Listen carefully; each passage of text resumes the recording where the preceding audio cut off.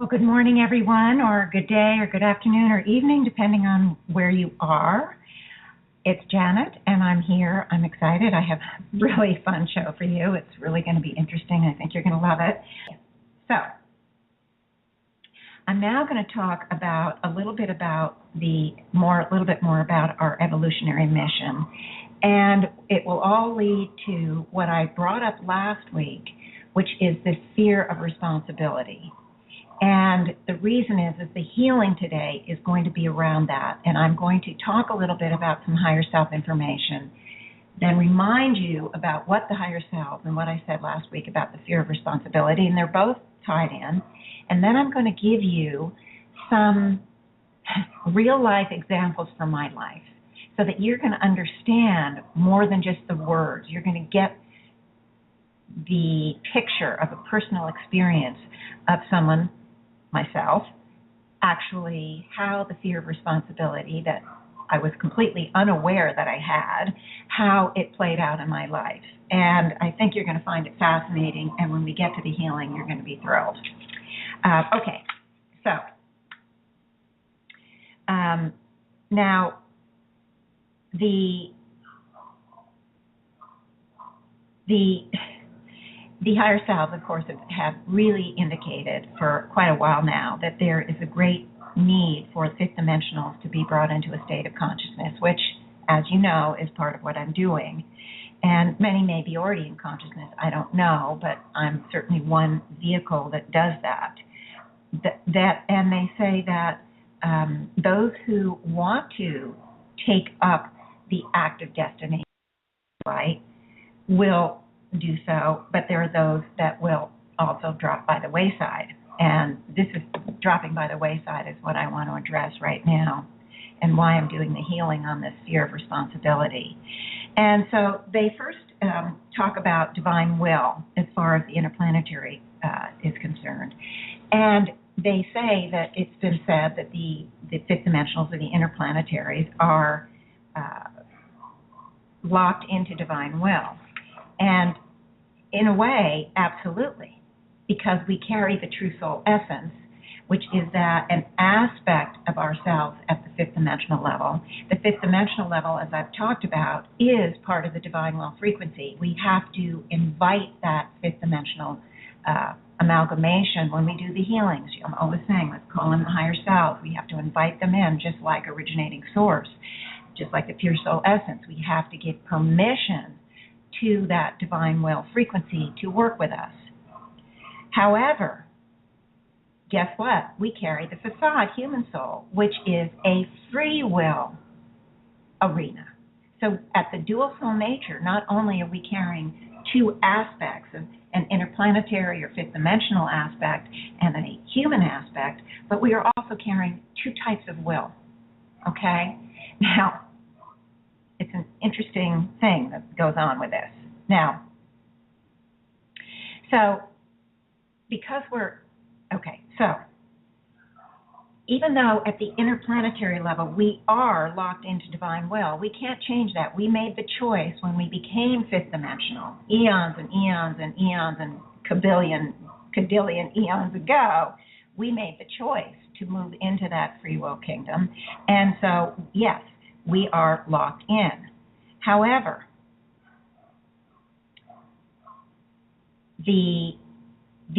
because we carry the facade soul or the human soul, there is what you might call a fail-safe pattern. So even though we've come in to process our active destiny, we want to. That is the desire at the divine will level. But remember, the divine will cannot force, cannot trespass the free will. So that fail-safe pattern is in essence saying that at the facade human level, we can opt out of our destiny pattern. We can choose not to because we have free will. And in fact, there are many interplanetaries around the planet. And I've told you there's millions, and I don't know how many. I've never been given the exact number, but many millions. Many, though, have come in and have opted out. All right? Even, okay, this is the kicker, even when they think they're still active in their destiny. Okay? Even when at the mind level, they don't realize they've turned away. All right? If we have moved away from furthering the human evolutionary process, we've chosen to drop by the wayside. And what it comes down to, and what the higher self has explained, is that it comes down to if at that free will level we carry what they call, and I think you've heard me say this, sincerity of motive and purity of purpose. If we carry that at the human facade level, we will be pulled along, we will be moved along into the active destiny pattern. So, let me explain this a little bit. Of course, we're on automatic pilot because we carry the true soul essence. And so that electric energy, like I explained, keeps processing whether we move off the path or not. So one way of looking at it is we always are doing our destiny, and it really, there's no need in any way, shape, or form to feel like a failure or feel you're not doing the right thing. But if we at the facade level choose to go, step aside and not move into it for whatever reason, and it's most of the time it's not conscious, and I'm going to explain all that in a minute, then we're pulled off the more active destiny path. We will still be giving off the energy, but we'll be pulled off that active destiny path. Now, if, however, your facade carries that purity of purpose and sincerity of motive, meaning that you accept within your heart of hearts. Now, this is true acceptance, not mentally saying, okay, I accept. If you accept that you're willing to do whatever you are to do, even, and this is also important, even in the darkness of not knowing what it is you are to do, meaning that it's darkness because you can't see what your destiny, your active destiny, would be or should be or could be. So if you carry that sincerity of motive, you will be pulled through that facade of yours, even though it's reluctant, even though it might throw up barriers and blocks, even though it finds all sorts of reasons not to go into the destiny pattern because of the fear of responsibility that I talked about last week and that I'm going to talk about again. Despite that, you will be pulled through by your true soul essence, because it's that sincerity of motive, purity of purpose and sincerity of motive that is connected us to that free will. That's the permission, in essence, that we've given the free will, the divine will, that true soul essence, to work with us and pull us through. If we don't have that, and we can't, it's hard to know. And why is it hard to know? It's hard to know because at the mind level, especially anybody who's listening to this show, at the mind level, you want to do your destiny. Who the heck who's listening to this show doesn't want to help in some way? We want to do the destiny, but we're so unaware of what is going on at that deeper soul level that's lived eons of time through difficulties and problems and pain and suffering. So it's hard to know if that hasn't sort of taken over and said, I can't, I'm too afraid. So it's hard to know. And I'm going to give you the examples of my life, okay, in just a minute. But if you're willing in your heart of hearts to fulfill, you can't fail. If you desire to fulfill that function, if your purpose is pure, you can do no wrong, and your higher self, that inner true soul essence, will guide and direct you. If you're acting in it looks on the outside in some ways, or you think you're helping, but underneath there's some other funny motivations going on, like trying to manipulate or control, or you're having some sort of self-serving kind of feelings or motivations, even if they're not fully conscious, then you aren't working from that purity of purpose and that sincerity of motive, and you won't have that pull-through.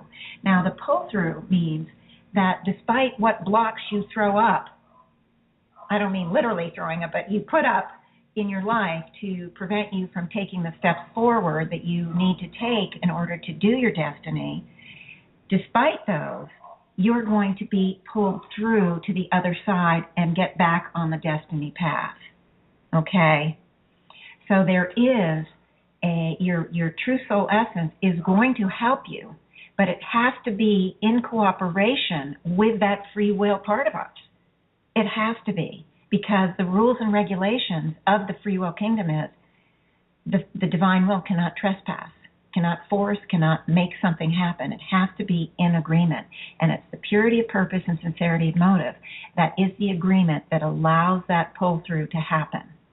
And okay, now I'm going to give a lot of examples from me, but before that I just want to remind you all about the fear of responsibility that I talked about last week.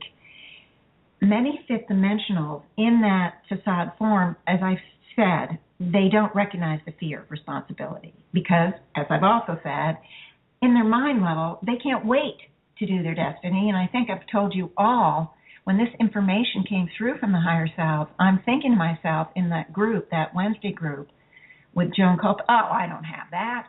Oh, are you kidding? I don't have any of that. I can't wait to do my destiny. And the next sentence out of Joan's mouth was, from the higher self, she's reflecting the higher self, of course, there are those of you in this room that don't think that you have this issue or something like that. But in fact, there is not one of you in this room that doesn't have it, for it is prevalent with all fifth dimensionals. And they go on and on and on explaining. I mean, and I'm going like, that took me up short. So I was aware of this fear of responsibility fairly early on. Fear of responsibility, fear of commitment, they would interchange those terms. It's responsibility related to the destiny pattern. Not that you would be afraid to take care of your child or take care of your responsibilities at work. It's related to the destiny pattern. And this fear, they were I explained to you last week, this fear is very triggered when we're in a major infusion or major new concept being brought to a planet. And we're at that point of time here, and that's one of the reasons we have millions of fifth dimensionals, because many will decide to walk away from the destiny, so we have plenty to stand in their place, so to speak, because there is a lot that gets triggered off when there's one of these major missions. Of course, we're in many, many lives where we're helping in smaller ways, but when we go into one of these major missions, and I will give you much more information on the infusion, the concept infusions and how they went on this planet. Oh, I've got so much information on it. It's fascinating. But just know for now that when we get into one of these, they're so difficult. It's because change is difficult. So when you're moving into a mission where there's a big new jump in concept and ideas and a lot of changes that need to take place, there's a lot of resistance. There's a lot of attack, the humanities don't want you to, they don't like your message. It feels alien or it feels threatening in some way. They can't relate to it. They don't want their lives to change. And so whenever there's a big change, you know how difficult change is? Well, it's the same on any planet, any big mission, any big new concept that's being infused. The fifth dimensionals who have come in to help with that change have suffered tremendously. And so all of that suffering, all of that fear, all that experience, all that trauma gets triggered just by moving into a situation like this. It's not fifth dimensional fear. Please be clear. It's the facade soul that is experiencing it on the planet. On any planet, it's the facade soul that is doing the experiencing. The fifth dimensional soul is very clear. Cleared a long time ago. It's standing in its purity, but it's carrying the facade soul that has to go through the free will kingdom existence. And it's the facade soul that has come in to be active and to help the evolutionary process in some way, and is often, tremendous suffering. So the fear of responsibility is big time, and in many instances at the soul level, it will throw up so many blocks, so many problems, so many issues to take itself off the path. And that's what I want to talk to you about, the way I've done it. And it's fascinating. And I did it in ignorance for much of the time, you'll see. And we self-sabotage ourselves over and over again. And also, and it's the self-sabotage part that I'm going to talk to you about. The other part is that we often just sit and listen to the information, but we don't utilize it in our own lives. We think we're too busy, or we don't understand it well enough. We always have reasons why not to. So we listen. We're fascinated with the information, and we don't use it. Now, when Joan brought in the information about fear of responsibility and fear of commitment, I want this to be really clear for you all, because my journey has really been valuable. She heard all the information for the first time, just as we did. So nobody in the group had any experience. And you can get the theory. We all carry fear of responsibility. This is why. This is what makes it difficult. And we throw up roadblocks and this, that, and the other. Well, okay, how does that play out in real life? There was no one saying, well, this is what I experienced, this, because we hadn't experienced the information. We hadn't utilized it or related it to our life pattern. So that's the next thing I want to do. I want to talk about what happened in my life. And I'm not going into huge detail, but I want to give you enough examples so that you can see I was ignorant.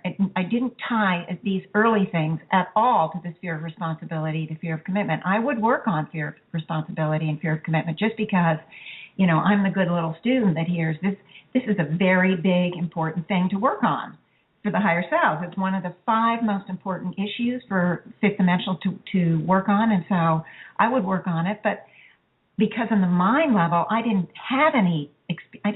feel it. I didn't feel any blocks. I didn't feel any resistance. Maybe I didn't work on it very much or very deeply, because these are the things that happen. And I want to just explain to you. These are ways we can bring blocks and create situations and conditions where we could choose at the free will level to walk off the path. We could choose it. Okay, early days, meet Joan, find out my destiny has something to do with creativity, and then it turned out it was artwork. And the higher selves taught me this catalytic art technique. I went into it. I dove into it like no tomorrow. I was in art shows. I was selling my artwork. I was teaching it, the technique, and I was just moving forward really well with it. And then what happens? I get married, get separated, discovered I was a bit pregnant, and then get a divorce. I'm a single parent, and I already have a child as a single parent, so now I have 2 children. So in my mind, I have to move away from the artwork, and I have to really focus on making consistent money. I can't wait to sell a picture or whatever. I didn't have the luxury.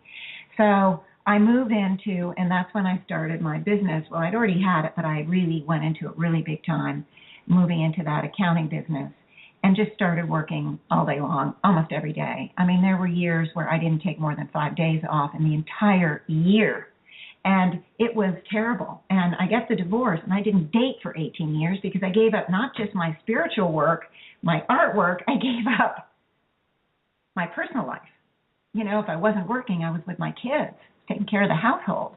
And it was a big time of self-sacrifice. But I told myself, I was just getting successful with the artwork when all of a sudden this is happening to me, and I make the decision, I can't be doing this. I can't take the time. So that's what I told myself. I'm the mother, the father, it was 2 different dads for my 2 different kids. Neither father took any kind of were not involved in the kids' lives at all. I didn't receive any money. I went into mother-father mode, earning all the bacon mode, and, gave up everything you do, what you have to do. You love your children. I was happy. It was so stressful, but there isn't anything you won't do for your children. And so I had all this rationale that I needed to sacrifice myself for my family.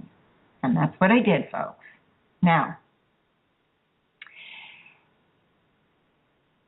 it doesn't mean that I wasn't neutralizing. I did continue with the neutralizing because by that point, I was doing it when I was running at that point. I would do it literally while I was running. I would run 1, 2, or 3 miles almost every day, and I would do it while I was running. I'd also developed the ability to do it in the car. You can't get as deep when you're driving, but, I'm good at going in and out of frequency. I'm good at, amalgamating quickly, and so it was doable for me. It was sort of like listening to my passenger talk. I wouldn't recommend it to anyone that isn't very comfortable with it. By the time I started in the car, I had been doing it for many years. In any case, I found ways to do it and to fit it in. And I also did some healing work. I'd meet like once every couple of weeks with someone. We'd get together, I had a buddy, and I'd do some work. We do work on ourselves or occasionally for other people. And I did do all of that. And occasionally I worked with that same person doing a healing. We get a request. So I did do something. I did not do my artwork. I continued to stay involved, but I didn't really grow the work. Well, I did, but it was slow, very slow because, I didn't devote the time. Well, at one point I decided, hey, I'm going to do a piece of artwork every single day. Now, my artwork is a very interesting technique. It doesn't take a lot of time. I don't spend days on one picture. I cut the paper into 3.5 by 5.5 pieces, very small. It takes me 10 minutes to do one. And I put all my art materials, because I use pens and pencils and pastels and just a lot of stuff, hundreds of them, in front of me on the coffee table. And I just said, okay, it's staying on the coffee table.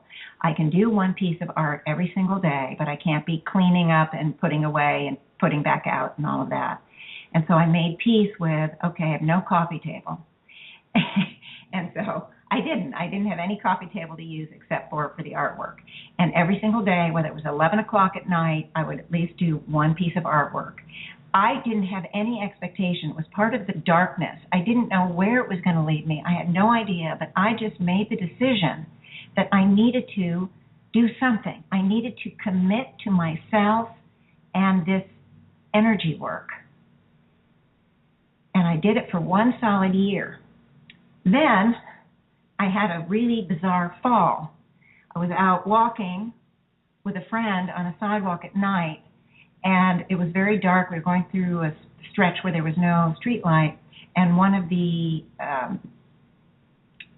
sprinkler heads that was like 6 inches tall for the lawn next to the sidewalk, instead of being straight up, it was straight out into the sidewalk. And because there were 2 of us walking side by side, I was right there. My foot caught on it, and I just went flat down.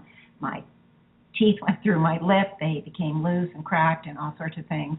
And I broke a rib, smashed a rib, and seriously injured my knee. So for about 3 weeks, I didn't do the artwork. I was traumatized, and I was busy going to doctors and everything's fine, and I'm fine, and it had no real long-term anything. But it took me off the artwork for 3 weeks. But that was a block I set up for myself, just so you know. I didn't have a clue then, wasn't thinking along those lines. I'm just thinking, well, I'm an idiot. Why wasn't I more careful? But I did start the artwork up, and I did 6 more months of it. During this time, I happened to meet a friend of a neighbor's named Paul, and we got to be best buddies. He was very interested in all things New Age and spiritual and metaphysical and everything. So I suggested him we start a group, and I started, during this time doing my artwork, I started my Friday group. Now, my Friday group met every single week. We both invited people in we knew, and there was about 8 to 10 regular attendees, very different than what I do now. Each person would come in and would have responsibility for bringing in an exercise or some information or sharing something with us, getting us all to help. We did a lot of healings. And it was, 7 years. And during that time, there was a lot of growth. There was a lot of, we met every week to really put that focus of attention on it. Now, what happens is that Joan then dies in 2006. And I decide, I get the copyright to her materials. Her daughter isn't, loved her mother so much, was not interested really in this work, but valued her legacy, knew how important it was to a lot of people. So she gave me the copyright because I was working with Joan. I've talked to you about that. Anyway, so I decided to sell my business. Okay. Here's Janet. Accounting, living and breathing, sacrificing myself, Slowly, though, had moved into doing the artwork, doing this with the group, the Friday group. So I decide now's the time to really step up another big step. I'm going to sell my business. This was 2006. Well, here was the first roadblock I set up for myself, and boy, was it huge. And I had no consciousness about this at this point, and I'll explain to you when it all came in. I did through a process. I interviewed a lot of people. I found someone who I thought would be great. I sold my business, and I was supposed to work over there for like 3-4 weeks to help train people and get started. Well, it turned out to be a nightmare, and after a week, I realized my business was falling apart around me. And so I said, I'm going to break the contract and leave. Well, she charged me. She said, you owe me $14,000. I said, what? And she said, well, I altered this room so you'd have a space and this, that, and the other. Anyway, it would have turned into a major legal battle for me to get my business back. And so I paid her the money, and I got out, got my business back. She wouldn't let me even into the offices because I brought over all my computers, I brought over all the files, I brought over everything. I had a major business. 5 people work for me. We're talking a big business. And what she didn't do, she didn't allocate anyone to help me, and she restricted my day to 8 hours. So, I had all these people working for me, and suddenly I only have 8 hours to do my work and everybody else's work. And so by the end of a week, I was having nightmares at night. So I pull out. I'm paying $14,000. I have to go back, catch up. It was a frickin' nightmare. Okay. 3 more years, I continue my business. But then I say to myself, I can't do it anymore. Meanwhile, in those 3 years, I was getting the tapes from Joan transcribed onto the computer because they were cassette tapes. She recorded virtually every higher self piece of information that she brought in. Not every, but so much of it. And I also began writing my first book. But working as hard as I did, I think I did a quarter of it in 3 years. I mean, it was really slow. You can imagine I had very little time. But then I decided to sell my business again. Okay, so first roadblock, a gentleman that had been working for me for 15 years was so traumatized by the fact that I was selling my job, even though I gave him the option he could be part of the deal or not. He said he wanted to be part of the deal. So when I was interviewing various people, I said, I really want Andy to be part of it. All my clients know him. They trust him. They care about him, and he cares about them. He has a great working relationship. And, they all agreed. But even despite this, what I didn't know is that on the inside, even though we had conversations all the time, he was falling apart. He was devastated. This change was overwhelming to him. He didn't know how to handle it, and he stopped literally doing the work. And I didn't realize he would do just enough to make sure no phone was cut off, but he'd wait 3 months to pay a bill until it got to that point. He wasn't processing my clients' checks that they were receiving from their clients because I would process all of that, make all those deposits. And so he did so little work and always had a quick excuse when was asked. And at some point when I realized it, it was a nightmare because, one, I'd already made a deal with someone or I was in serious talks, we hadn't signed the papers yet, with someone to sell this next time. But I couldn't sell the work, my company, with all these problems. And Andy handled some very important clients. So I had to get going. I had to let him go. By the way, we're very good friends, and there's no problems now. I realized even in the moment just how I hadn't realized until I discovered this, but I realized when I discovered it that he was not handling it. He just never confided in me. But we're fine, I just want you to know. But I had to hire 3 people because I'm now doing my work, which is already, as you know, way overworked, Andy's work, and fixing 6 months of problems, 6 months of non-work, 6 months of mistakes or half work.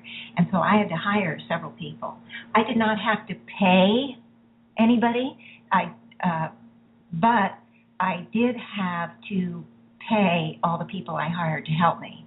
We did get everything done. It took me a couple of months. I was able to finally sign on the dotted line and sold the work. And then it turned out that the accountant, and I was so diligent with this one, I interviewed, I think, 15 accountants. And both me and the agent that I worked with were present at every interview. We both liked the same accountant, and I sell the business to this accountant. Nice guy on the surface. I get in there. Again, I'm there for about a month to train someone. Well, they didn't hire anyone to learn my work, so I'm training 2 people who were already working full-time on his clients. And so I can see, again, my work is not going to be done. It's low priority. And I could have broken the contract, taken back all my clients, and done the same sort of thing I did the first go-around. But I didn't. I had conversations with my clients. I didn't badmouth the accountant. I never would do that, but I said, it's different. It's not going to be quite what you think, just maybe try to make a relationship with him so that he knows who you are and this kind of thing. And they were great. They said, look, we've already done this once. You need to take care of yourself. Your heart is moved on. And they were very supportive. Well, within a few months, almost all the clients actually left him because he had his way of doing it, and it wasn't similar to mine. In fact, I didn't have to pay him anything, but the deal was based on how much money he made at the end of the year. And because so many of my clients left in that year, the money was greatly reduced, so my pay was greatly reduced. But the fact of the matter is, it was reduced, but guess what? I didn't have to pay out. Okay, so I'd made progress, still unaware of what's operational here. 2 major issues selling my business, coming from, although I had no idea, this fear of moving into my destiny pattern. I still had no idea. However, I move into the destiny, it's history now. I finish that first book, I come out, I start, workshops, I do meetup groups, I do private sessions, I do radio, and I'm moving forward. Well, the next thing that happened was about a year and a half ago, I decided, okay, I'm going to start getting my face out there. I'm going to do videos, big now, YouTube, everybody knows that. And I'd thought about doing YouTube for a long time, but I was going through such a big learning curve that I just couldn't do everything. I wear a lot of hats, and I couldn't do everything, so I put off the YouTube. Finally decided to YouTube, and I meet somebody. Oh, she seems so great. Oh, my gosh, yes. We get a contract.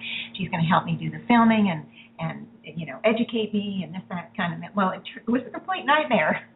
Everything she touched didn't work, and I'm so aware at this point, I'm saying to myself, I brought her in. Why?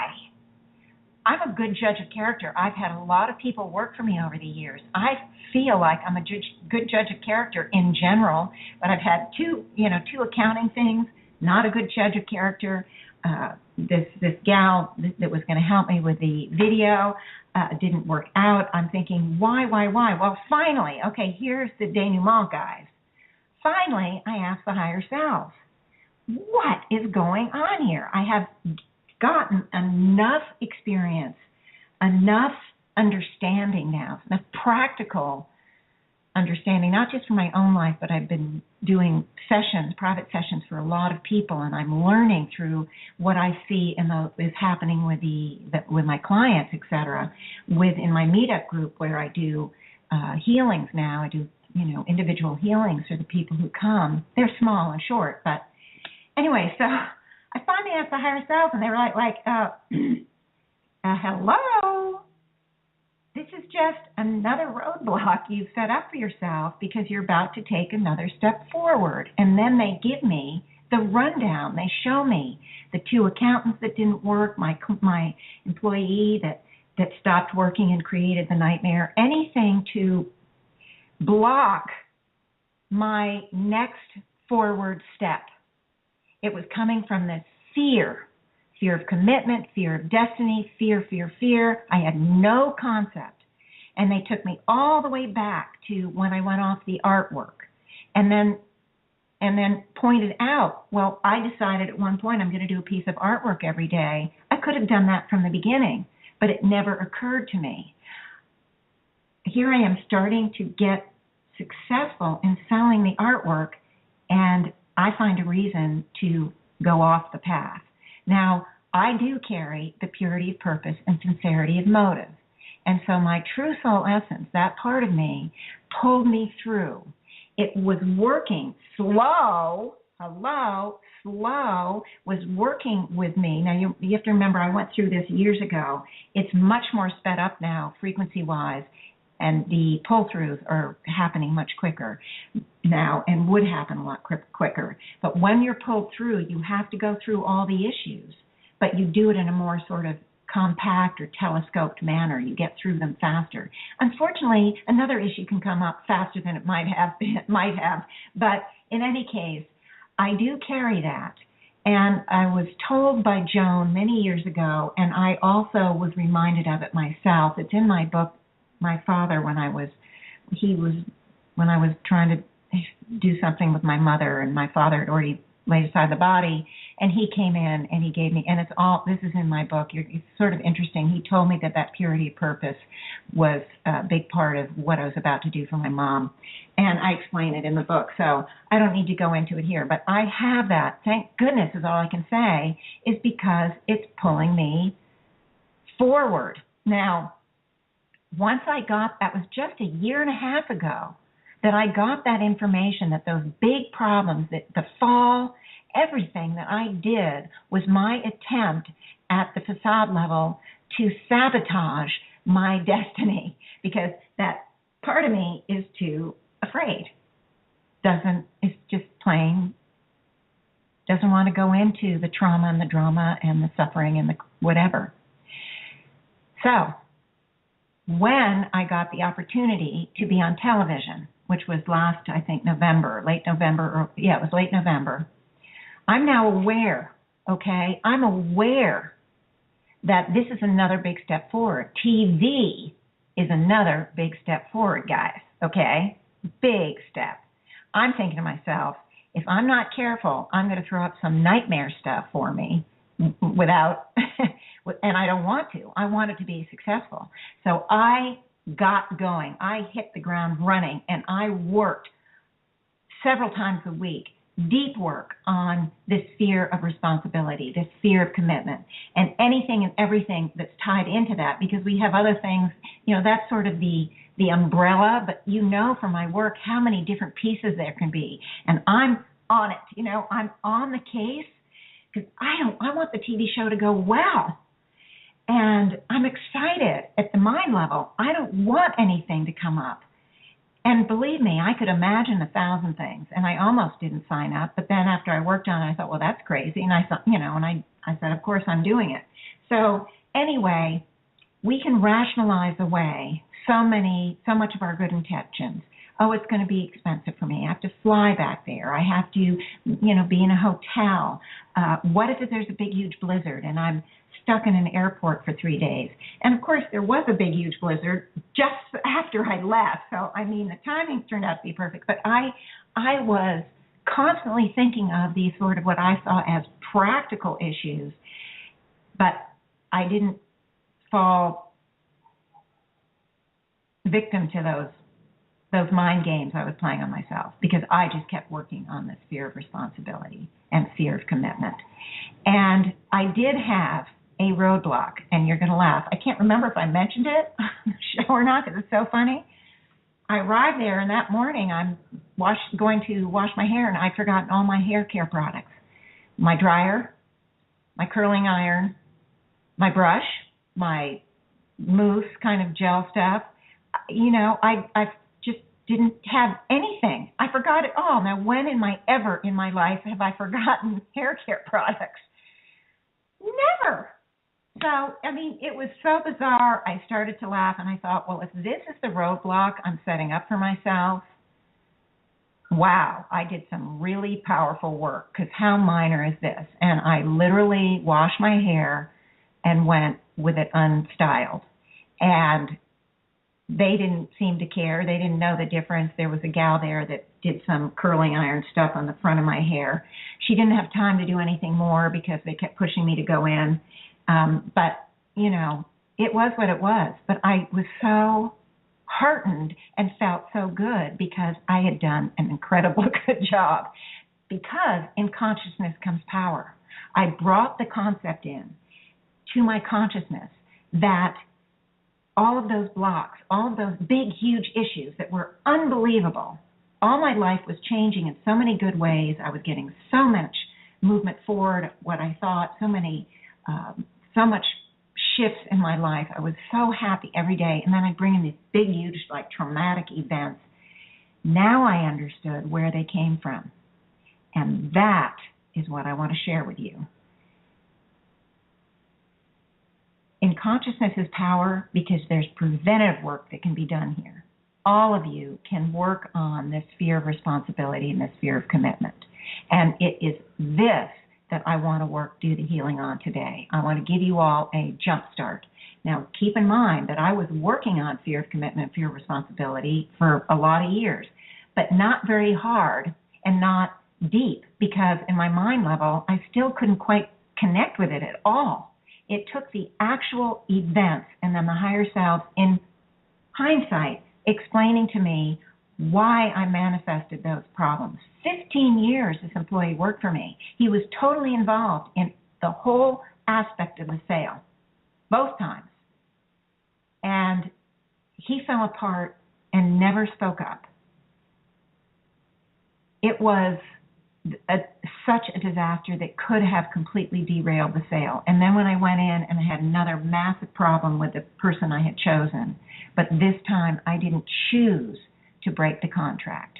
I chose to step forward. And my clients, as I said, were just so nice. I said, we're grown-ups. If it doesn't work for us, we're going to find someone else. And they were very supportive and very understanding. And so, anyway, sharing my hindsight, my 2020 vision, my understanding with you all, and now I want to get to the healing. I'm just going to drink some water. I want everyone, meanwhile, to get comfortable, take some deep breaths. Understand you can hear this again. I've been blabbering on really fast, but you know, when I prepare these things, I never know exactly how long it's going to take me. So I'm always wanting to make sure I have time for the healing at the end. And so that's it. And my sense is that I'm talking to the choir with the idea that you wouldn't be on the show, you wouldn't be listening to the show if you didn't have a great desire to help, if there wasn't something in you that you really want something bigger. And there are a lot of things that can derail us.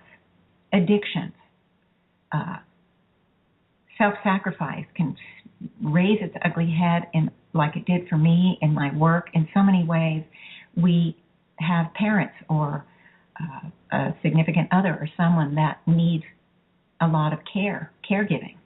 And we move out of our lives and give up everything to be there for the parents or the grandparents or whatever it is, or a child that has difficulties or whatever. We can say to ourselves, they need me, I have to be here. And I'm telling you that once I made the decision to do that piece of art every night, I found I did it. It was the commitment to the self. It doesn't mean you have to give up 100% of yourself. You do have to, if you have parents that need you, of course. But look for openings, look for ways, look for times that you can do some neutralizing. Or if you do music, you spend 20 minutes, half an hour, 3 times a week practicing your music or composing or whatever it might be. Everybody does it differently. Everybody has something that speaks to them, something that draws them in, something that is their passion. Even if you don't know what your passion is, commit to yourself in some way. I had no idea what the artwork was going to lead to. I had no idea, but it was that self-commitment that pulled me through that one, okay? Pulled me through. Kept me moving, was part of the pull-through from my true soul essence. I was cooperating with that true soul essence, and that's what I want for you all. So, and of course there's a million other examples I could give, but we don't have time. I want to do this. I want to do this healing. This is important, guys. Okay.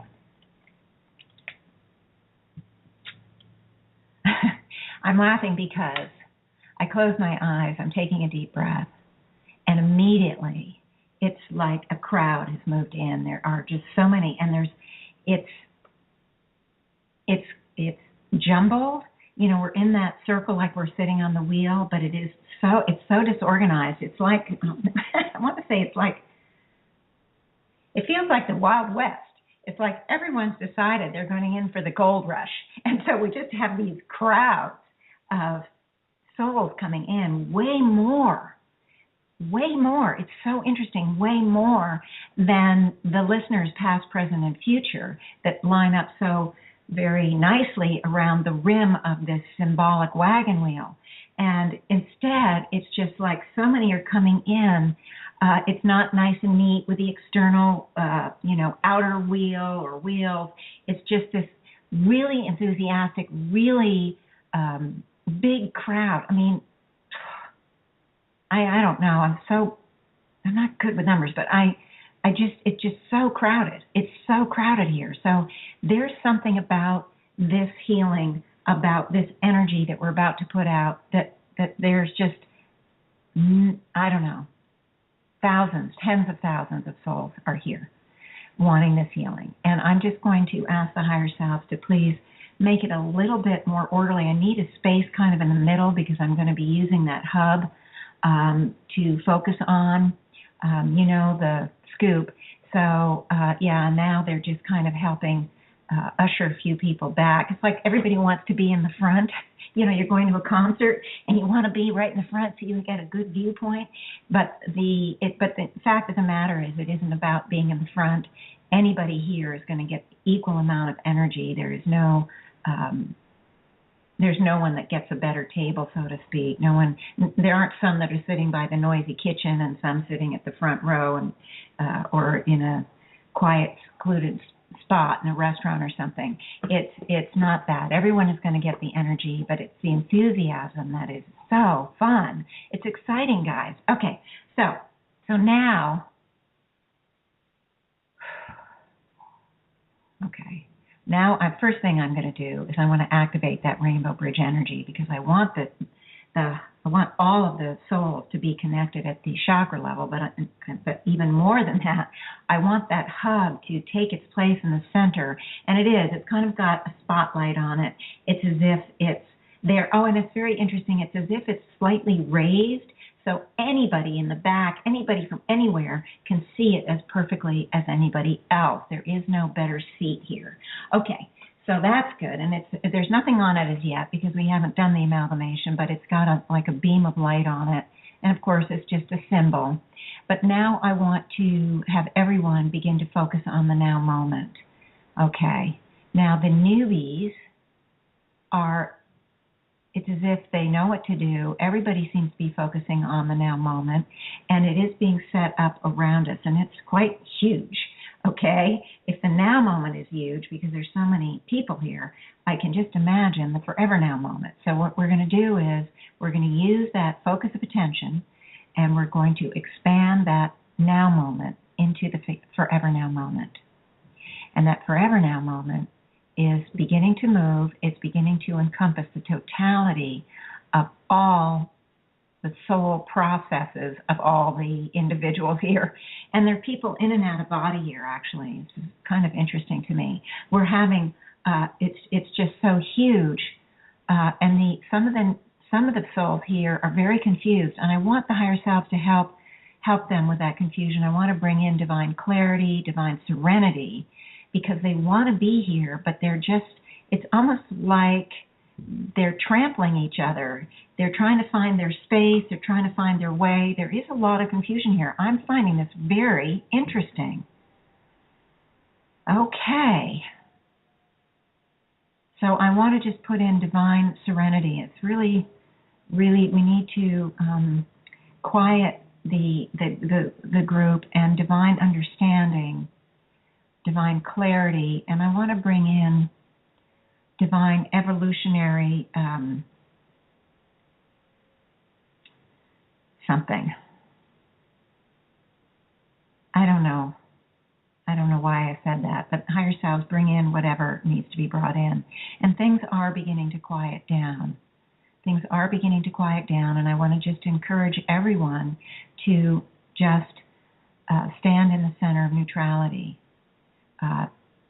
Don't believe or disbelieve anything. Just allow the information, allow the energy to come in. Take it in, utilize it, process it, and try to stand between the belief and disbelief. Because if you pull it in and immediately begin judging it with these beliefs or disbeliefs, then you're going to crown the ability for this energy to really process at the highest level that you can handle.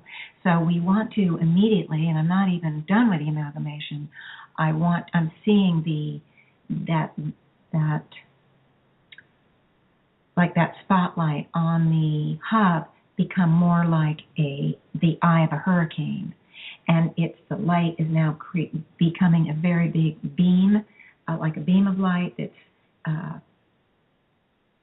also not only going down and with the hub kind of in the center, because it's going down past, above and below the hub, but it's also beginning to expand, because we want to bring the totality of all of these people into that neutral space. And it's a space of light, just like the eye of a hurricane. There are no clouds there. There's beautiful sunlight. You are part of the hurricane, but you're not of it. And in the same way, we are part of what's going to go on, what we carry at the soul level, but we're not of it. We're held in this neutral space. It's beautiful. It's got divine serenity, divine love, divine evolutionary enlightenment, divine hearing, divine understanding. It's just carrying all this energy to help each and every soul to process this healing in the very highest level. Wow, I had no idea. Okay, so that's encompassing the totality of who we are, and it feels very much, it's very, very present. The higher selves are maintaining it. I would like to now activate the Forever Now moment is actually in place. It's so huge, I cannot even begin to deal with the enormity of it, but because it's encompassing the totality of all of those present. And when we're talking tens of thousands, hundreds of thousands, whatever it is, people, we're talking enormous Forever Now moment. But what we're going to do is we're going to now bring that focus of attention on that pure soul essence we all carry. And the interesting thing is, when I said that, it was as if this internal light on all of these souls that didn't know the term, that doesn't know what it is, turned on. And they all noticed it. They all sort of looked at themselves and were like, what is that? And I want to explain that the pure soul essence, that is that light you're seeing within, that's the part from originating source. And simply by being present here, by taking part in the healing, you are giving permission at that facade level, all of these souls, you're giving permission to become aware of that pure soul essence, of that divine light you carry. And I want everybody, those who have been here before and all the new souls, everybody to please focus on that light. Use the focus and feel it. Think of it like the sun beaming out, just throwing out more and more light, warmth, healing. It's this divine symbolic sunlight, and you're just going to fill the totality of your body with that, the totality of your mind, all of the etheric bodies, and the totality of your soul at every level. The totality of the forever now moment is being filled with this light. Wow. All I can say is wow. It's so bright, I can no longer really see that eye of the hurricane, which is light as well. It's like it blends in. Now, the interesting thing is the higher selves are indicating that I need to also have the true soul essence activated. And they are telling me that the souls that have come in are fifth dimensionals carrying the dual soul nature. And they come from not just this planet, but all over the universe. And they all need this healing. It is related to fifth dimensionals, although certainly fourth dimensionals are going to benefit too. This isn't just, exclusive. Excuse me, you have to be carrying the dual soul nature in order to benefit. Anybody can benefit from neutralizing any kind of fear. Fear holds us stuck, it holds us prison, no matter where we are in the walk of life, no matter what level we're on. So every single soul can benefit, and there could be ones here that aren't interplanetaries carrying that dual soul nature, but the indication here is at least the majority, a great majority, are, and they've come from all over the universe. Well, I appreciate that information. So what we're going to do is we are going to focus on that pure soul essence. I have come up with a symbol for those of you who maybe are having a hard time finding a symbol for yourself. I started to explain it to people that we walk around with that true soul essence all day long, lifetime after lifetime, and we're barely aware of it. And I started thinking this analogy that we walk around in our physical body. We know we have a liver, we know we have kidneys, but we don't pay any attention. We're not aware of them. We just go through our day and it's there, but we don't notice it. It's not part of our conscious interaction as we move through our day. And in the same way, it's the same thing with our true soul essence. And then I started using the heart, our actual physical heart, as a symbol for the true soul essence, because the heart is the lifeblood of the body. Symbolically, it represents love. It is the circulatory, the heart of the circulation. It brings nutrients and air, oxygen and everything needed by the entire. It's like it's the heart, the heart of the body, and the true soul essence is like the heart. Again, we don't pay attention to it. From time to time, we're aware that it's beating, or that it's running fast because we've just run a marathon or whatever, or we've done some exercise in the gym, or maybe we have heart issues. So we become aware of it from time to time, but for the most part, we walk through our day without realizing it. It is part of us. It is a significant, important part of us. And in the same way, our true soul essence. So if you think of the pure soul essence like the divine sun within, symbolic sun, you can think of your true soul essence, if you haven't gotten another symbol, as your heart, the heart. So you can visualize symbolically your true soul essence as that heart. And so as you're focusing on that or any other symbol that you've come up with, I want you to just feel the beat of that heart and sense it, become one with it, roll with it, move with it, feel that beautiful heart, the beautiful love, the beautiful centered, calm, unconditional element of that true soul essence.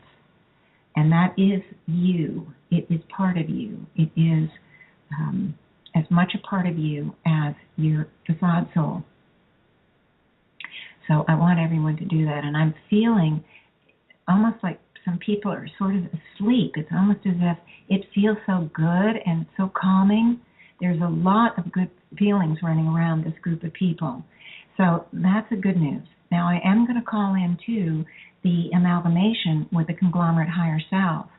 Of course, this is the higher self of all of the souls involved. It is an incredibly huge energetic field. These higher selves will work together, however, to help me with the healing, because we want to work with everyone. We want to get to as many of the patterns, as many of the issues, as many of the blocks that we can in one healing. I don't know how deep we'll be able to get, but we'll do the best we can. And I'm actually going to call in other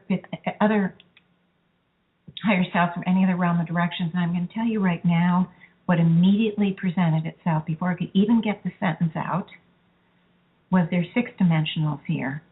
Now, as you know, evolution is a process, and fifth dimensionals process into the sixth dimension. Now, the fifth dimensionals who have volunteered to return as facade souls cannot move fully into the sixth dimension because part of their aspect is, an aspect of themselves is here in the fourth dimension.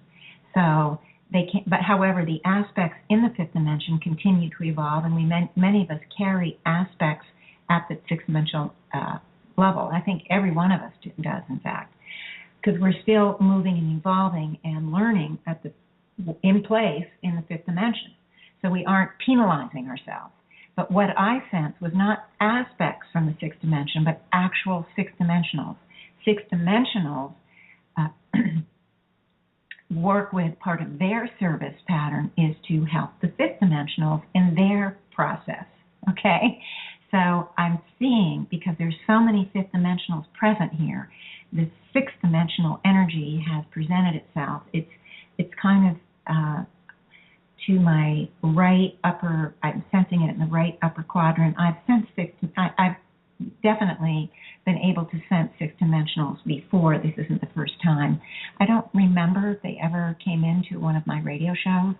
I'm not sure. But anyway, it's here. It's kind of like an overseer, and it will, it just feels so strong, so powerful, so safe. There's just this safety factor somehow, even though the fifth dimensional nature feels so safe, but it's just added another whole dimension of that. I don't know. Of course, I'm interpreting it through my human side. So, I'm using human words, which really doesn't explain some of these frequencies. They're so high we can't even imagine it. But anyway, okay. So we have a lot of energy here, a lot to help. And now I am being shown that the spotlight, so to speak, is on that hub, and everybody is quieted down, including myself, and all eyes seem to be right on this hub. And I want to just see how the higher selves are going to run this, because they don't give me any previews, so I'm not sure. Let me just see. Well, what happened was, what's coming up, and I don't know where this is going to lead to, because they give me one step and then I have to move with it, and then I keep getting the deeper ones. It was as if out of the center of the spotlight stepped forward a very dark humanoid shape. It felt more masculine and feminine, but it's really kind of neutral. It's really not one sex or the other, but it's dark. And it seems like it's the heart of the fear. It's very real. It's tangible. It almost feels physical to me, even though I know it's a symbol, but it's tangible. It feels very, very real, and it's right at the center of the light, which is, for me, symbolic. It means at the depth of who we are carrying this very dark, and not dark evil, but dark unknown, because we're not aware of it, and also dark because of the fear element. Now, it's almost arrogant. It feels almost as if, good luck, you're not going to touch me. I'm here to stay, that kind of thing. There's almost this sort of arrogant, skeptical, what do you think you're doing kind of quality to this. And which is so interesting, because as you saw with my little experiences, it was there, and it kept presenting itself over and over again, and until I went in with consciousness and dealt with it. So I'm getting the feeling I need to say, are you happy being there? Does that feel good to you? And it's saying to me, yeah, it feels safe. It feels safe if I'm here, and if I'm active, nothing is going to hurt you. I'm powerful. I can protect you. And it is just spewing out all the reasons and rationalizations of why it's not only solid, but necessary and important. It gets its self-identity from the fact it can keep us safe. And in case you haven't figured out yet, guys, I want you to start to release the idea that there's something good about fear. I want you to release the idea that fear keeps us safe. It gives the impression that it keeps us safe. But we could go out and be hit by a car and die tomorrow. There's so many elements, so many things that we aren't safe, no matter what. So that fear is just an illusion that it keeps us safe. And I want everyone to release the belief systems that safety comes from fear. Oh my gosh, I'm kind of feeling sick right in my heart center. I'm feeling sort of sick. It's just really, it's choking almost. The whole idea of getting rid of the fear and the safety, it's scary. Oh. Whenever there's a safety factor, as you heard me say, it's hard to release. It's hard to let go of, because the safety factor we want to hold on to it. So that there's this deep part of our souls, and it wouldn't come up if everybody wasn't carrying some element of this, because that's the way the higher selves work on a conglomerate healing. They're bringing in the issues that everyone can get benefit from letting go of. So I need to figure out where we need to go from here. Okay, so I'm setting up that gigantiola symbolic vacuum of light right over the head of this thing, and it's symbolically going to be helping each of you release. It's going to help suck out all the fear that we carry and the misunderstandings about why fear is important. Okay, here's another one. Oh my goodness.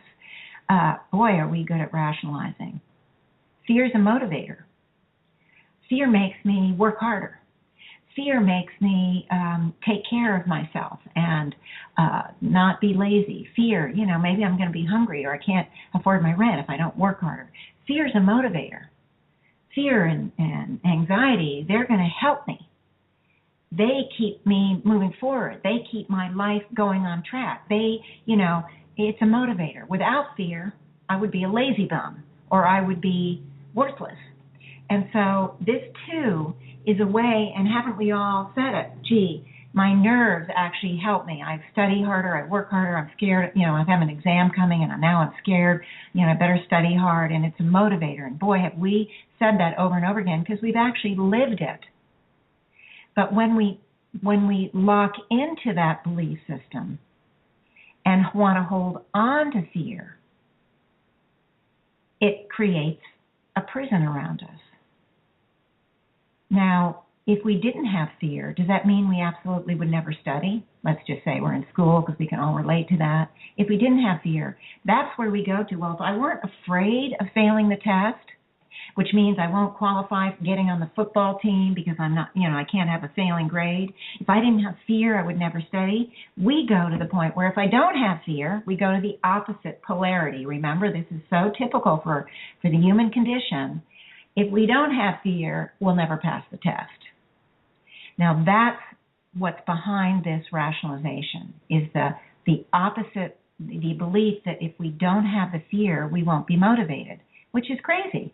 How many things do we do because we love it? We're totally motivated. How many things do we do has nothing to do with fear, and yet we work hard, we feel good about ourselves, but we don't have fear. We're not anxious or stressed. We just go and do it. I mean, we know consciously that that's not the case, but underneath, we tend to go to that opposite polarity. And so as I'm talking, I'm seeing a lot of that one being dissipated. A lot of it is being released. And that male structure that I saw, so fast, is already starting to shrink. It's still that same shape, but it's becoming smaller. And in fact, it's now feeling vulnerable. It's losing some of that strength, and it doesn't like it. It doesn't like feeling weak and vulnerable. It doesn't like not having a foothold on all of us. Now, why this is happening so quick, but we need to address this because it too is going to that opposite polarity. Well, if it gives up the fear, then it's weak and vulnerable and has no strength because it interprets strength as power.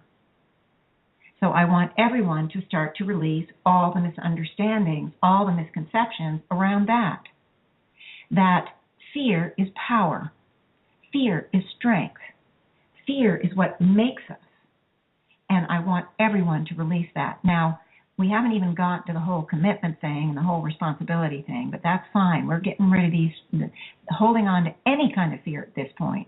It's sort of a generic fear here that we're working on.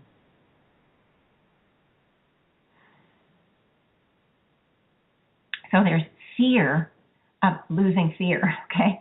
There's fear of being vulnerable, fear of losing the strength, fear of being helpless. Because if you feel fear as power and then you give up your fear, you feel powerless. So we want to release all issues of powerlessness. And all I can say is, oh my gosh. Oh my gosh. That person disappeared. We did that symbol, okay? We did that symbol. And I want you to keep releasing powerlessness. It was kind of left a residue or a pool of something here that we need to address, and powerlessness and helplessness is part of that pool, because now we don't know who we are. We don't know how we're going to operate. There is that darkness of the unknown that I really emphasize, that even though we don't know, if we have that purity of purpose and sincerity of motive, we're going to still move forward, even in the darkness of not knowing where we're going to go. And so now where this healing is going is to release the fear of the unknown and the fear of change, the fear of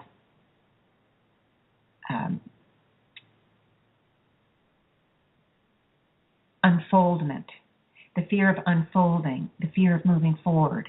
And here we go with the fear of the destiny. Okay, now what's coming out now? It's just completely different. It's like out of that pool, things are releasing, but more things are coming up. It's almost as if we've opened Pandora's box. I'm sorry, guys, but we're not going to be afraid of it. But what's coming out now is all the pain and the suffering that have been behind this fear for so long. The trauma, the drama, the rejection, the abandonment, the betrayal, the pain, the physical pain of being tortured, being burned at the stake, being buried alive, being imprisoned, all the loss and all the grief, that's coming up too. Whoa. and it's coming up symbolically from the ground. It's as if it's pulling from the foundation of who all of us are, the foundation, that forever now moment pulling, the past nows, the future nows, whatever it was that, whenever it was that all of us have experienced it from the soul, at the facade level, as we went through our processing over the eons of time, helping the four lower kingdoms in their evolutionary process, their evolutionary growth, their evolutionary movement. And so it's pouring up. I see like fire, like coming out of a volcano. I see lava, but not red. I see like oozing and mud and just spilling out, just a lot of very old, very gross, gangrenous almost, like stuff coming out of boils or out of infections and, just pus and just lots of stuff just pooling out. And as it pools out, it moves into everybody's light. And so whatever comes from each individual moves into their own light and is totally neutralized and absorbed into the light. So none of this stuff is going to come back and haunt anyone. But we're talking Pandora's box here. It's as if we've opened a gigantic well of yuck. Now, this is a big well because it's all of us. But I want everybody just to keep releasing and keep moving that stuff. And the misunderstandings, the misinterpretations, and the misconceptions about moving into a big destiny pattern. First of all, there is, and I just worked on somebody recently, and it was so fascinating because, when we go through some big change, we see the bigger picture and we feel overwhelmed. Like we've been married, and making this up, we've been married for 30 years, and we've never worked.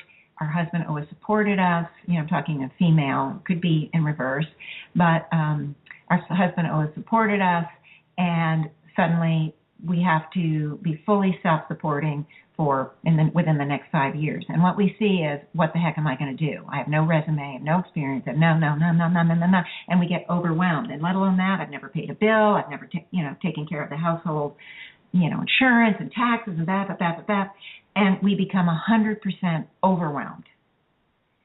What is important to understand that is what we feel at the facade level when we move into one of these big infusions, these big ages where a lot of important work needs to be going on, and the fifth dimensionals are choosing to help in so many different kinds of ways. But we feel overwhelmed because we come in at the unremembered remembrance or the knowing level at some very deep level that's not conscious, how huge a job there is to do there. But what we aren't realizing is that there are millions of fifth dimensionals already in place to help. It's not all on our shoulders. And we have time. We have to go through the soul-mind detox. There's a lot of transformational issues that are going to be happening. We have time. The Earth is planning to move into the fifth dimension, this whole solar system. The last I heard was about 2,000 years from now.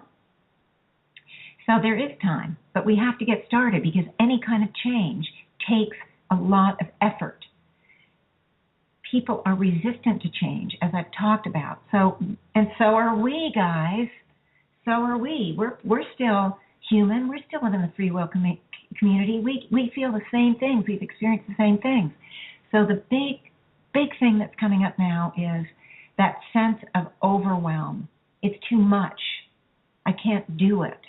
And when we get overwhelmed, what do? We want to avoid. So we step aside, we step away, we find blocks, we find issues that get in our way so that we can rationalize, oh, well, I've got to take care of my parents. And that's a full-time job. I can't really be doing this over here. Even though we're not thinking of it related to the destiny, it's the same sort of thing. So, and we have, I used to have what I call my slug periods, where I get off, I'd finish work for the day, no matter what time, and I'd sit in front of the TV, and I could do nothing but watch TV. I was a slug. Now, if it went on for 3 or 4 days, even a couple of weeks, I was okay. But as the weeks would draw out, I would get anxious. What's going on in my slug period? What is it? What's going on? And I was so worried. Well, at the time, I had Joan to reassure me that I had stopped, but it was a temporary. It was like being in, what's the term she used? Oh, my goodness. Kind of a stasis where I was doing a lot of energetic work because I didn't really put it together, but now I see it. I still had the purity of purpose, sincerity, and motive, but I was processing at the inner levels and stuff I wasn't aware of. And then it was just be so weird. One day, I'm out of the slug period. It's gone. Now, I haven't had slug periods in years, but I used to have them early on. I don't have them anymore because I've done so much of the neutralizing. I've done so much work on myself and the clearing. Do I still have things to do? Of course, but I don't have to go into those kind of incubation type of periods anymore that I used to have to do. So now I just want you to release all the rationales, all the coping styles, all the defense mechanisms that we come up with to disappear off the path, to move off the path, the avoidance techniques, whether it's some sort of addiction, whether it's OCD, whether it's overwork, okay, me, whether it's just the perceptions and the viewpoints that we have that we can't be true to ourselves, we can't commit to who we are in our destiny because it's a full-time job to do whatever else. And many of us go to that self-sacrifice pattern as an avoidance technique. It's very common with fifth dimensionals that we self-sacrifice in some way because we carry that service commitment so deeply that we often do the self-sacrifice through giving to others. And I want that really to be addressed. I want everyone to release the belief systems about it, that in order to be a good person, we have to sacrifice ourselves. We have to give all of ourselves. If we don't, we are short-changing whoever deserves to have us do everything for them, whether it's the parent or the spouse or the child that needs help. It doesn't mean that you can't take a period of time to figure out what it is you need to do, and it takes more time to just adjust and acclimate to, let's say, a big change. But I want you all to understand you don't have to stay in that 100% thing for forever. You can release the need to avoid looking at, avoid facing, avoid fearing, being who you are and committing to yourself and taking responsibility for that destiny pattern, which I know all of you really at some inner level are wanting, or you wouldn't be here for this healing. You wouldn't be present. So, okay, let me see. Let's go back to the symbol and see what's happening. There is a lot of heartache coming up, a lot of heartbreak, a lot of sorrow, and a lot of grief, and a sense of failure because we've all walked away. We've all had lifetimes where we have walked off the path.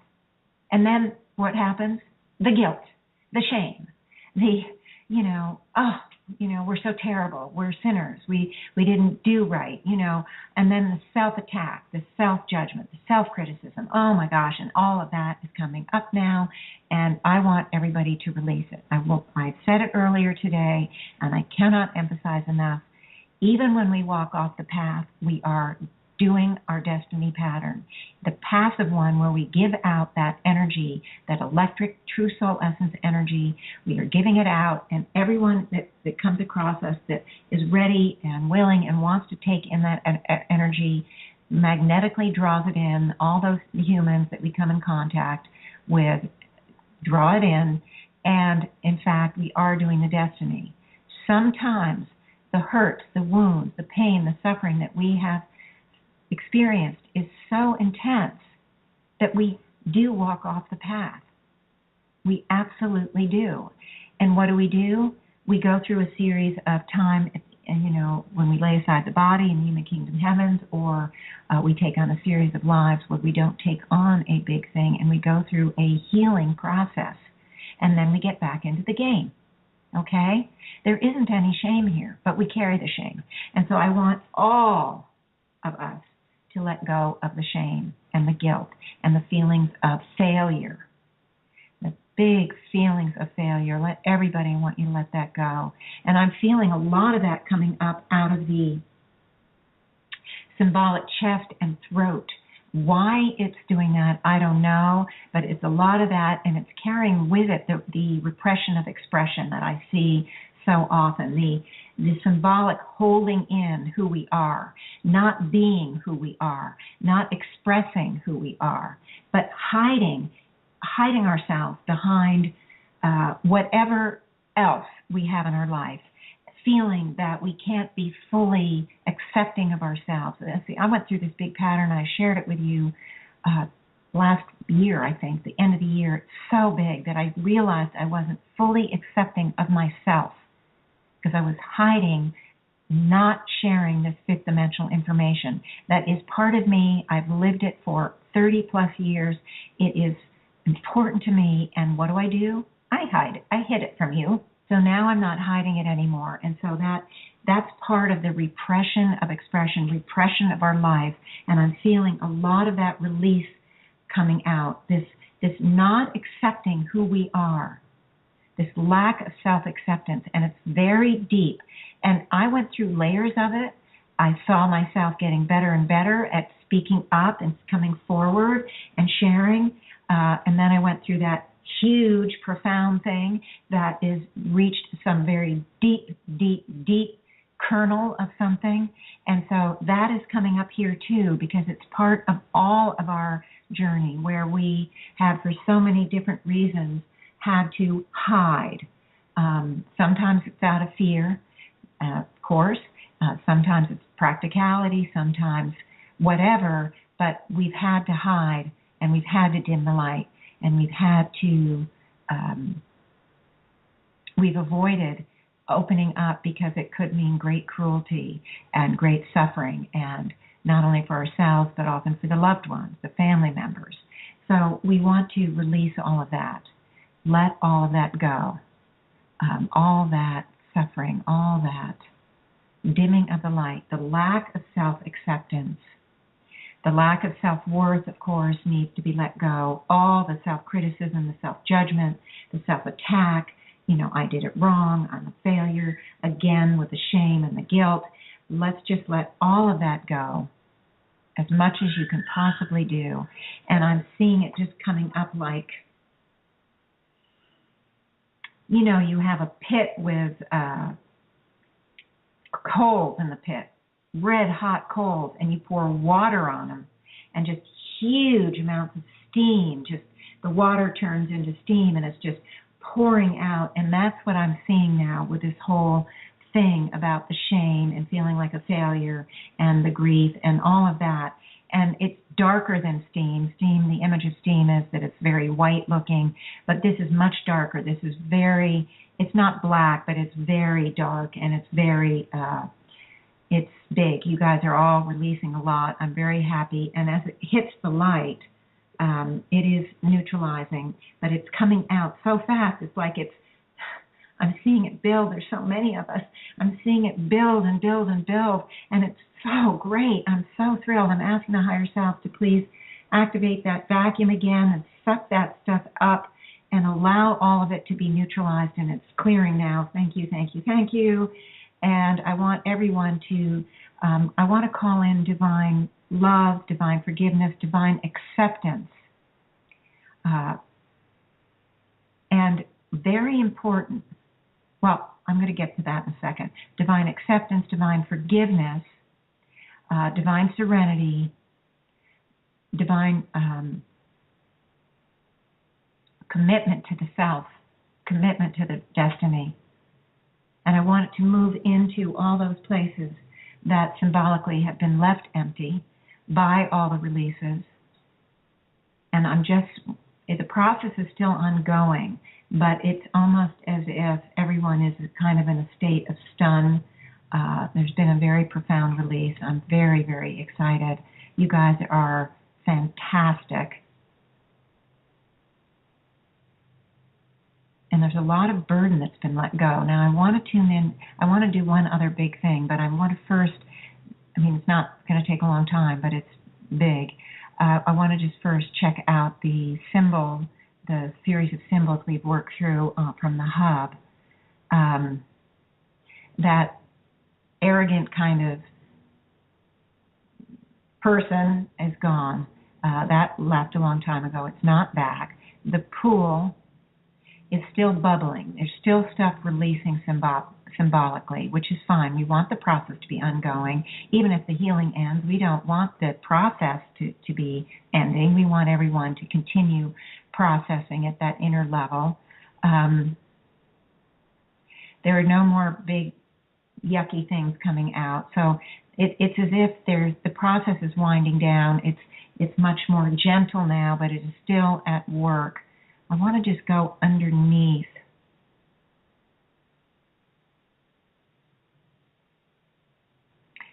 It's a little bit of this. There's more under the tip of the iceberg. I do see much more stuff under here, actually. And I'm really unhappy seeing it. But the fact of the matter is, you guys did a lot. There's a lot of layers that came off. And why should I be surprised that after eons of time of building up this fear of commitment to the destiny and fear of responsibility to the destiny, why would I not think that there would be even more stuff?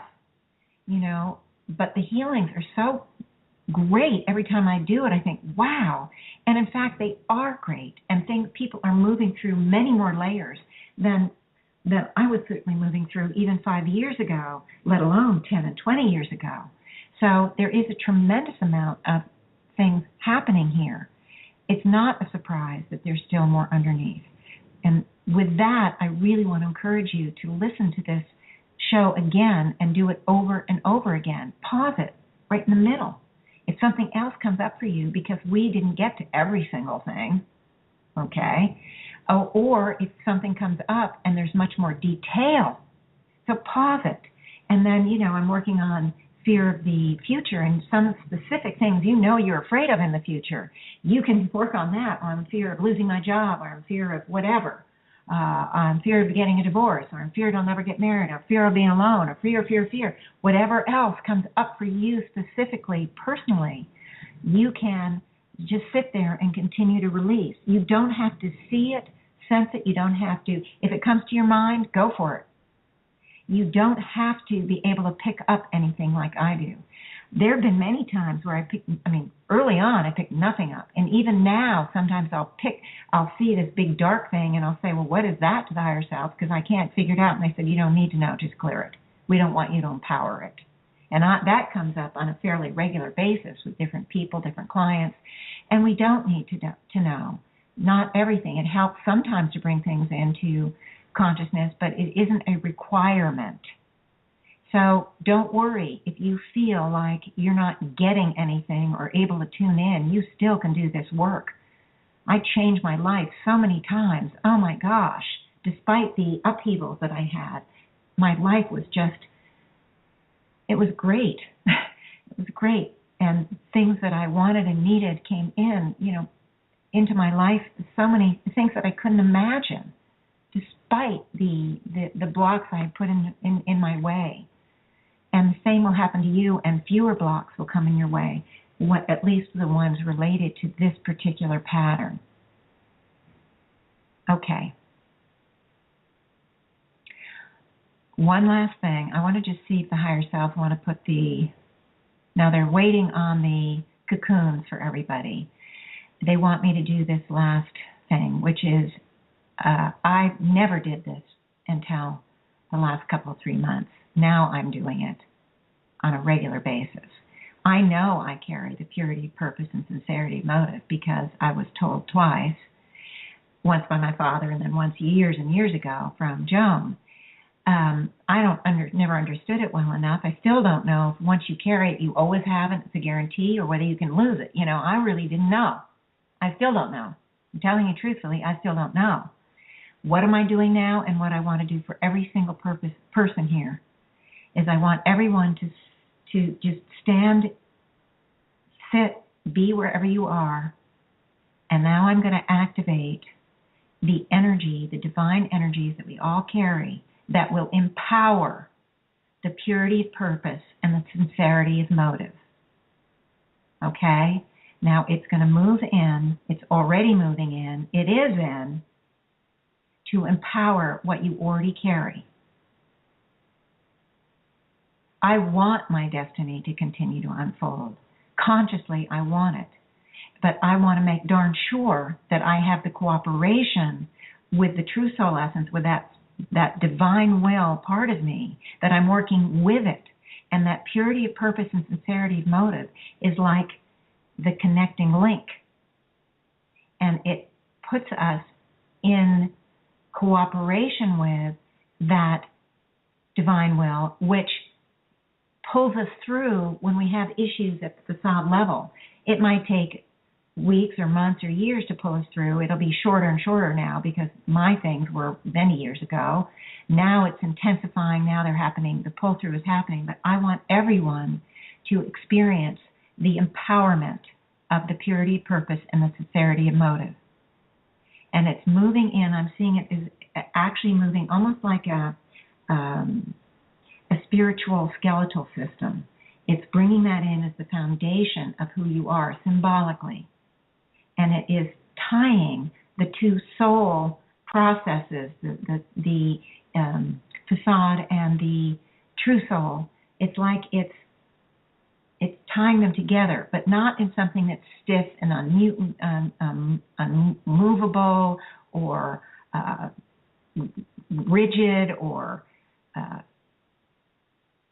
any of those kind of negative kind of, it's like a very gentle weaving, but very strong, very empowering feeling.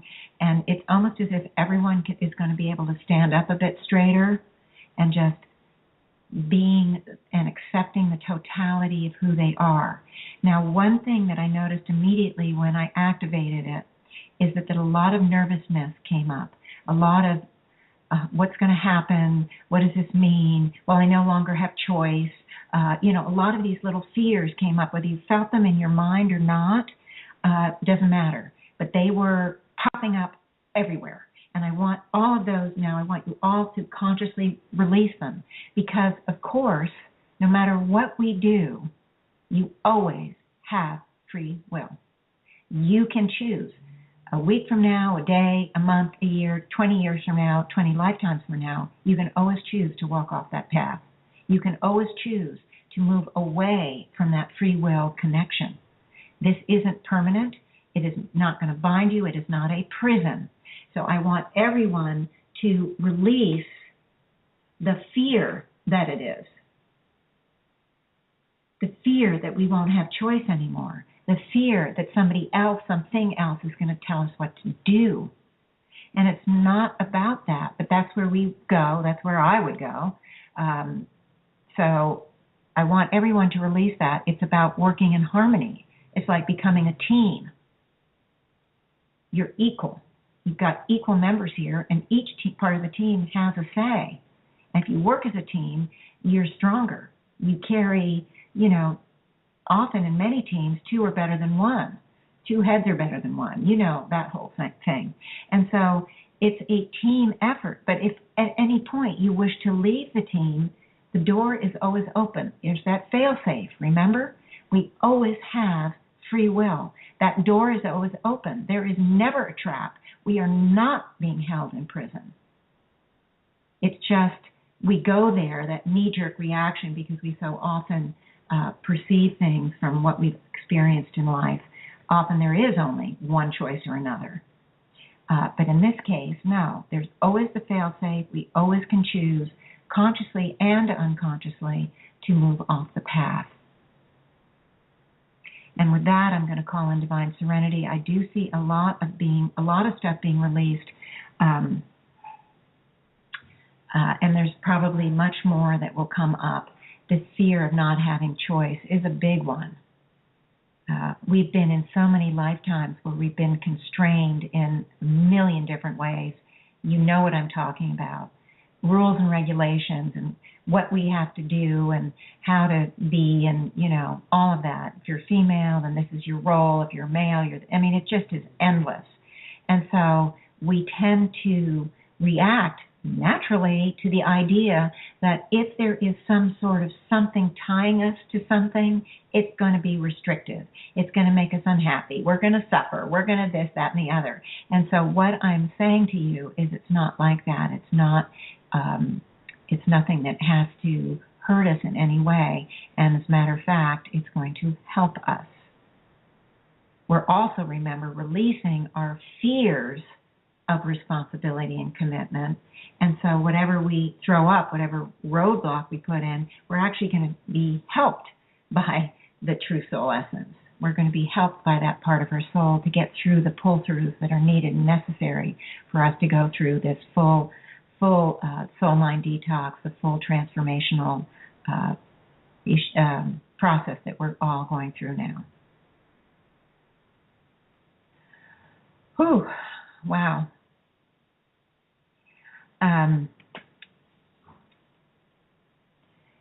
I'm exhausted in a very intense, energized way. The higher selves are putting all the cocoons around everyone. It's really cute. It's as if everybody's going to sleep. It's just so cute. It went from the sort of the Wild West with everyone running in and crowding in and, how we are at concerts and stuff like that, to now it's like everyone's been put to sleep in the most gentle and very loving and very caring way. And the higher self very slowly are closing the forever now moment. They're just allowing a little bit more processing. There is some pain that's coming up, some heartache still processing. That's what I'm feeling, that there's still some pain here that has to be very deep for all of us. We have to experience. This is not physical pain. This is the emotional pain, the grief, the sorrow, the agony, the despair. I don't know why it didn't come up before, but I guess the higher selves were waiting for me to get to it, to start calling it out before they fully close that forever now moment. And that is coming out and that is processing. And remember, you can process all you want within the cocoon. We don't need to have the cocoon off because the processing is actually continues in the cocoon. So, okay, that's beginning to clear. There was a lot of yuck stuff coming out. It's as if it's important to release enough of this stuff that it's sort of a balanced clearing, balanced release. I'm just understanding that, because I'm always talking about so many different aspects when I do these healings. And what the higher selves are indicating to me is that the balance of the release is really positive and really helpful. If we have a pattern and it carries, say, 5, I'm just using this as a sample, 5 really big parts of it, okay? And we just release 2. It's as if we're leaving 3 parts, and that will sort of maybe will grow on, continue to give birth again to those other 2 in some way. It's not quite the right analogy, but they're still, those 3 parts are still heavy enough that we haven't released a balanced enough the pattern in a balanced enough way that we're not going to get the results and the shifts that we'll get. Now, we might not be able to release the totality of all 5 parts, but if we take off the top third, say, of all 5 in this balanced manner, that we are going to experience more of a shift. It somehow is, it's one of the reasons I'm now understanding why I get all those deeper parts. It's the higher selves are just indicating that to me because, I get to the emotional pain and the agony and the despair and all of that, which I really hadn't covered. And I'm asking my mind, really, and then that's what they're telling me. So it somehow brings the healing into a state of balance in the best way that we can, given the amount of time. So it's really in a state of balance for all of us. And now what I'm seeing on the hub is a very a new person. It is also a human shape. Again, not one sex or the other, but it's got multicolors. It's like a rainbow. It's taking in the rainbow bridge energy, and it's infusing the totality of who we all are. And the rainbow energy, remember, is perfect balance.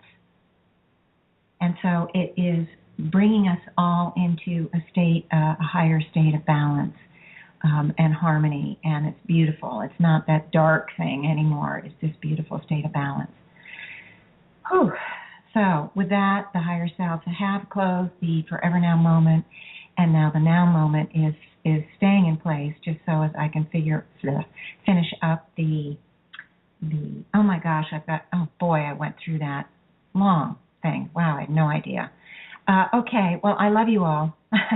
Feel free to email me questions, comments. Oh, guess what? I started a forum. Oh, I meant to tell you that at the beginning. Well, it's just going to have to wait. It's a forum on my website, and I was going to give you the directions and everything, and I've waited to the last minute. Most people probably aren't listening. But if you have questions about anything, this show, my books, life, comments, I've started a forum because any questions you have, any individual, other people will have. And I am going to be checking out the forum. It's on my website, higherselfvoice.com. You first go on to free downloads and you sign in. You have to sign in first. It's no biggie, to sign in. You're not going to be chained to me. But once you sign in, and if you're already signed in, fine, you just sign in if you already have an ID and a password. But if you're not, just create one. Everybody asks you to do it. Then you go over to a new tab I have. It says Forum. And on that, you have to hit New Topic. Now, I don't know why this particular program does that, but you have to hit New Topic. And then you see the list of topics that I've chosen that we can use for the forum. If there's new topics that come up or people suggest new topics, I can always add, but I just started. So anyway, I'm going to try to get the forum instructions out on the website so that everybody knows, but it's really simple. You just have to sign in, and if you haven't got a sign in, you got to create one. Then you go to forum, then you hit new topic, then you get a list, a drop down of all the topics, very simple, and then you choose the one you want, and you can then do something. You can say something. Well, oh my gosh, 60 seconds left. I'll talk more about it next week. I love you all. Thank you, thank you, thank you for being in my life and part of this journey. We're in this together, and I love having you as a community, part of my community. It's just wonderful. Okay. Love you guys. Until next week. Bye-bye.